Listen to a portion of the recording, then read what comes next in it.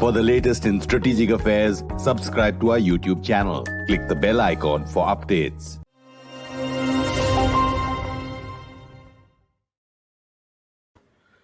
Hello and welcome to StratNewsGlobal and welcome to this special show on China's new border management law.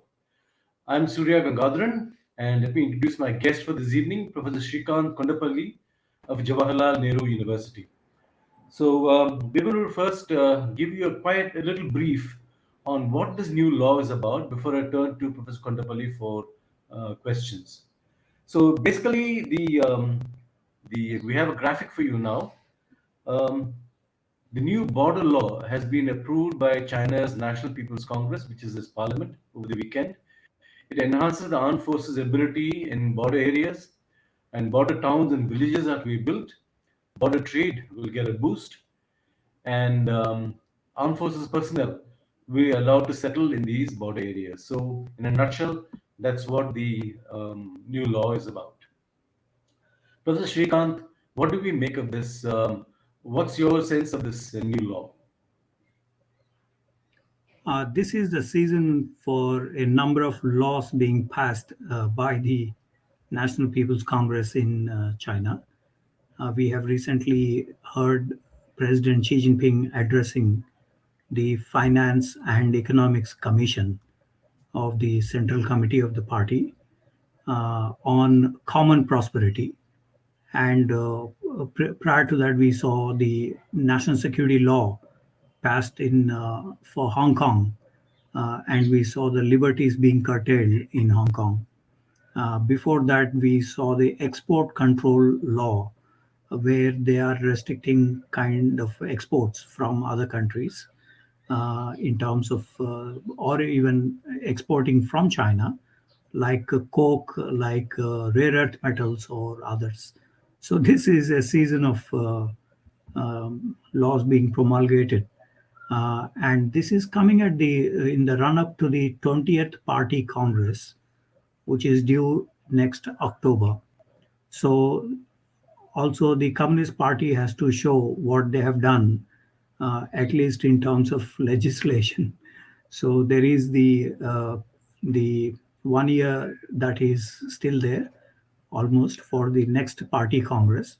So this is why now on the current law, it is the urgency to consolidate, prove, and if there is any trouble on the borders, try to address this or show that it is addressing some of these. So does it flow from Xi Jinping himself, from the very top? National People's Congress is technically under the state council, that is the like our cabinet in India. While there is, of course, the Li Chanshu, who is considered to be number 3 and a close affiliate of Xi Jinping. He is also part of the standing committee. So there is a certain team effort here. President Xi himself is not involved in this, although he is the president of the state and his tenure as president has been extended almost lifetime. We do not know exactly for how long. So this suggests that there is a certain teamwork here. So it is not just only the cabinet, but there is a whole paraphernalia of leadership. So on your question, basically, whether it is the handiwork of President Xi Jinping, no, that is not true. There is a whole lot of people involved. So this law basically applies to China's settled boundaries, or will it apply to India and Bhutan? How does it work? The law applies to China's perceived land. It is said that China has a 9 million odd square kilometers of territory. And of course, they include in that Arunachal Pradesh, they include the whole of South China Sea or other disputed areas. So we have to take with a pinch of salt what exactly is that perceived Chinese perceived land. For example, during the Doklam crisis, they said the whole of that region belongs to China. Yeah. Undisputed sovereignty over that area, to recall their phrases. So it is in this perceived 22,000-kilometer long border that this law applies from January next. And does it add anything more to what China already brings to the border? Does it kind of legalize their own internal situation? Or what is it? Yes, indeed. It provides for a legal foundation for China to act in terms of any, because many of these are also part of the international legal regimes. If you take environment issues, if you take water issue, most of the waters that China has also has a lower riparian state. For example, Irtysh River with Kazakhstan. We have the Indus River from Aksai, and further down you have the Ganga and Yamunotri as the origins, and then you have also Yarlung Zampo becoming Brahmaputra at Namcha Barwa. Then you have Salween, Mekong, and Irrawaddy in the Southeast Asian countries. You have also Sunghua River with Russia. So there are also technically legal issues that needs to be addressed, and so it is also related to transboundary water related or transboundary environment migration or other related issues, because most migrants from China have gone to other countries. Yeah. For example, an estimated 3 lakh Chinese in Myanmar, about 3 lakh Chinese in Siberia, and an estimated 1,60,000 Tibetans in India. These all have gone fanned away from China. So there are also issues of law and order, so related to the migrants. So this also looks at the legal foundation for China in terms of the border disputes, but also transboundary movements. For example, also bird flu uh, uh, originated in Qinghai Yeah. some years ago. And so, since we cannot control the bird flu as the birds fly, as you know, in Bharatpur, the birds come from Siberia. Yeah. Uh, so, we can't control them, but there are certain legal procedures. Um, One, for instance, is the frontier health quarantine in the light of the COVID-19. This is also an important feature. So there are so many things which are part of this and provides a kind of legal foundation for China to address these issues. Does it enhance the role and the position of the armed forces in border areas? It provides a legal basis for them to enter these areas. Previously, as well, they have the jurisdiction over what they call as sovereignty and territorial integrity issues. So they do have a jurisdiction before. And if you look at all the 22,000 kilometers of borders that China has or claims they have, uh, when we look at this, the PAPF, People's Armed Police Force, or even the PLA, are actually in control of all these areas, starting from the Heilongjiang province in the northeast to Inner Mongolian borders with Outer Mongolia, to the Altai Mountains with Russia in the western region, and then to the Central Asian republics, Kazakhstan, Kyrgyzstan, and Tajikistan. And then you have also Afghanistan and the illegally ceded land in 1963 that makes up a border with Pakistan in terms of the Pakistani occupied Kashmir regions in Gilgit and Baltistan as the borders between those two countries, although India protested. And then the undefined border of the 3,488 kilometers long India China borders. Then you have the defined borders with Nepal, but the Chinese have shifted the markers in Nepal, which became a controversy in Nepal. Then Bhutan, where a few days ago there was some kind of a preliminary three-stage agreement on the territorial dispute resolution with Bhutan. Then you have the Myanmar border, which is also quite huge because China receives something like 94% of its drug seizures from the Myanmar China borders. There is also the timber smuggling, and China receives about 98% of its timber from Myanmar. And then you have also the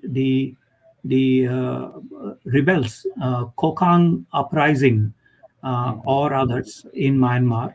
Then further down, there is the Laos and Vietnam, which are completely mined in Myanmar, in Vietnam.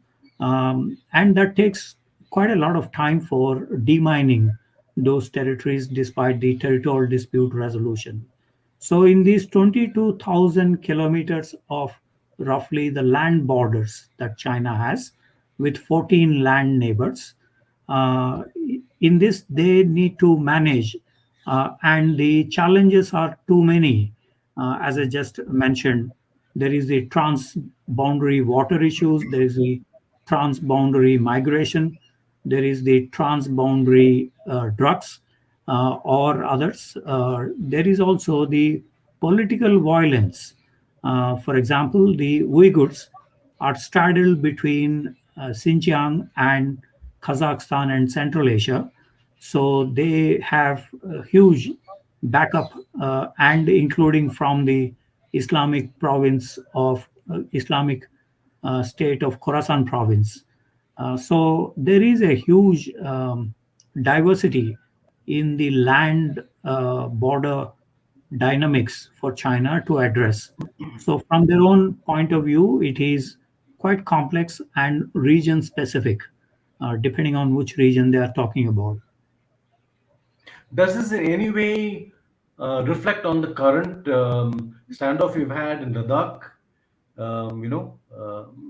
Is there some connection you can find here? I mean, is there a link here, organic link between these two? Um, Although the border law, land border law, is not specific to India focused, but because out of 22,000 kilometers of border, there is the nearly 3,500 kilometers with India. So Yeah. that obviously will be played up in terms of the implications for India. That is partly because in the last 1.5 years, both India and China have mobilized, and there was a brief conflict as well on June 15th last year with the killing of 20 Indian soldiers. Yeah. So it has been activated, and there is a very high level of alert and mobilization, a high level of threat for both sides with this kind of mobilization. So there is also the India specific, partly because the Chinese have said a disputed territory before, but now they are saying it is their sovereign territory. So that provides for the armed forces role in terms of their actions on the borders. So does it give carte blanche to the PLA to enter into areas, since you mentioned perceived territories of China, So it means even in Arunachal, it gives them the leeway to walk in whenever they please. Because India has mobilized heavily in Arunachal Pradesh for a long time, so that possibility doesn't exist of walking in freely into the Indian areas. Number one. Having said that, in 1962 they occupied some passes, which they did not withdraw, and in these passes they are building what is mentioned as well-off societies. So, in Lohit district, for example, in Arunachal Pradesh, bordering Ningchi prefecture, where President Xi Jinping visited in July 21 to 23, uh, in this there is a place which is considered to be 5 kilometers inside Indian territory.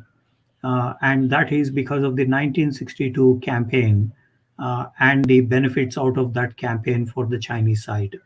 Uh, since we are discussing well-off society villages, the Chinese have since 2017 began the well-off society villages construction. Over 628 to be built, and by last year, they officially mentioned about 604.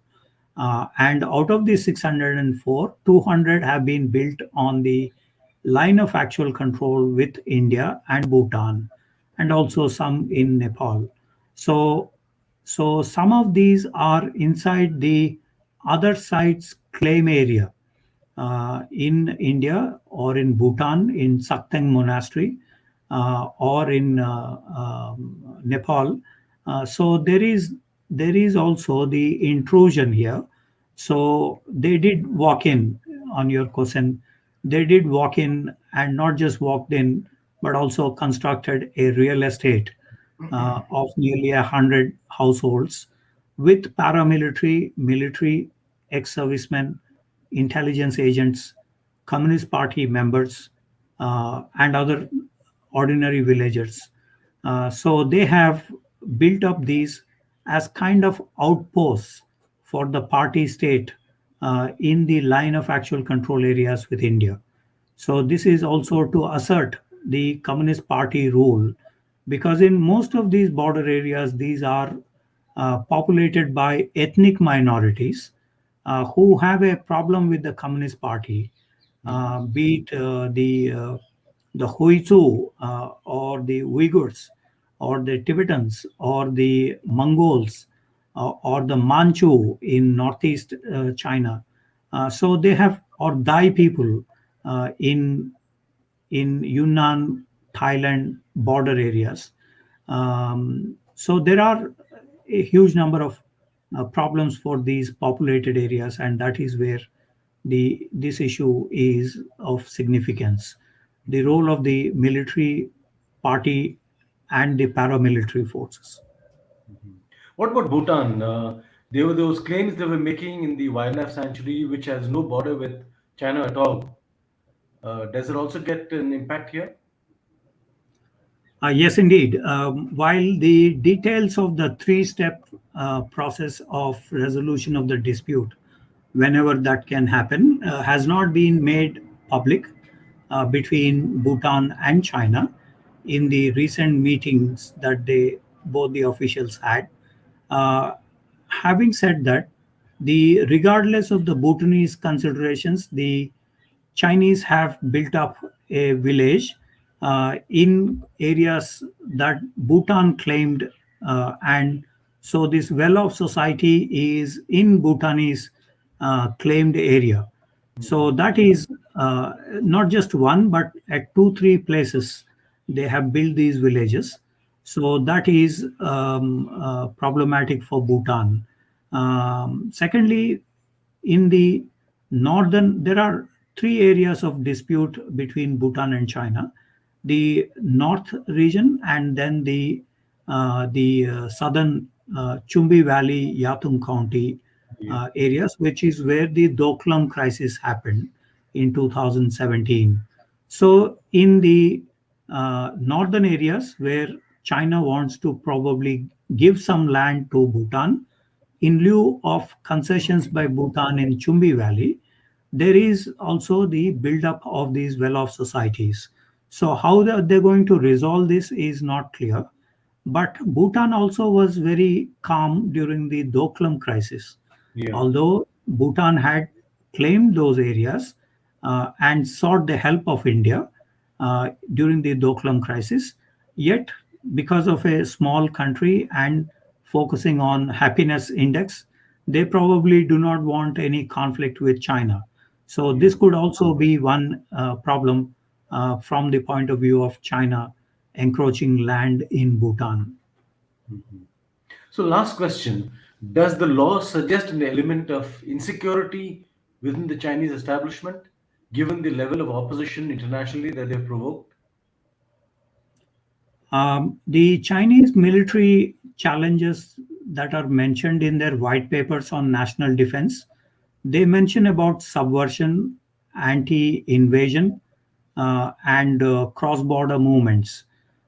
So they have this psychology, a challenging one, that some country is going to invade them. Some country is going to do subversion in there. So the law also mentions about anti-subversion, anti-invasion, and so on and so forth.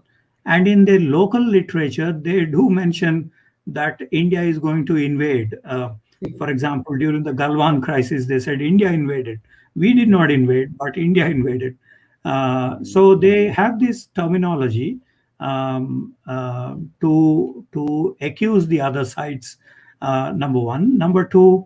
Also, they have the uh, turbulent relationship with the United States recently since the Trump administration. So they have this syndrome of somebody is going to invade them. Although the till up to Obama administration, all the U.S. administrations have said we welcome the rise of China, and so that concept of invading China didn't arise. Yet there is this the psychological feeling that somebody is going to invade. So this land border law, while it is mentioning, it reflects to preparations in this regard. For example, one of the key issues in the well-off society village construction in Tibet is that they want to control the 15th Dalai Lama transition period, or even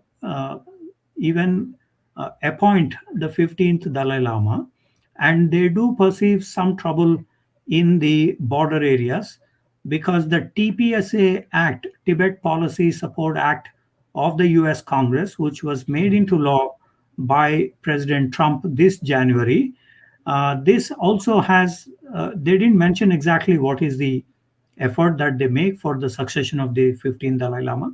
But the Chinese in their literature, in the local literature, they do mention that this is in preparation for the transition period in the 14th to 15th Dalai Lama. So the concept of subversion, invasion, these reflect that there is a certain huge problem that the Chinese perceive. So it is quite a comprehensive one in terms of the addressing of the border related issues, both from legalistic perspective, from the economic. There is the border trade, there is border infrastructure, there is environmental issues, and some of these are geared towards the Belt and Road Initiative because much of the five connectivities of the BRI will have to pass through the borders. If you mention a railway line, if you mention an energy pipeline or a road, highway, or fiber optics or airfields, so many of these will have to physically connect, and if there is trouble on the land border, then possibly the Belt and Road Initiative will not be a success. So this is also one other area for the uh, China's focus in the law by implementing the law. So, just to sum up, the border law is a reflection of perhaps China's sense that it is under pressure internationally. It also strengthens the role of the Communist Party, the armed forces, and the paramilitary police in border areas where China feels perhaps more vulnerable, and where they also believe their perceived territories lie, possibly in areas which are claimed by other countries. So the border law is intended to kind of provide a framework for the military and the authorities to make whatever claims or do whatever is necessary to ensure these territories remain in China's grasp. Broadly, that's what Indeed, it is. indeed. Srikanth Kondapalli, thanks very much for that insight. And it's interesting how the law was passed and the kind of questions and debate that it is provoking in other parts of the world. Thank you very much, Srikanth. A pleasure talking to you. Thank you, Surya. And for all of you out there who are tracking us on YouTube, on our website, continue following us with your questions and answers, with your questions and comments and observations. Do subscribe to our YouTube channel. Thank you and goodbye.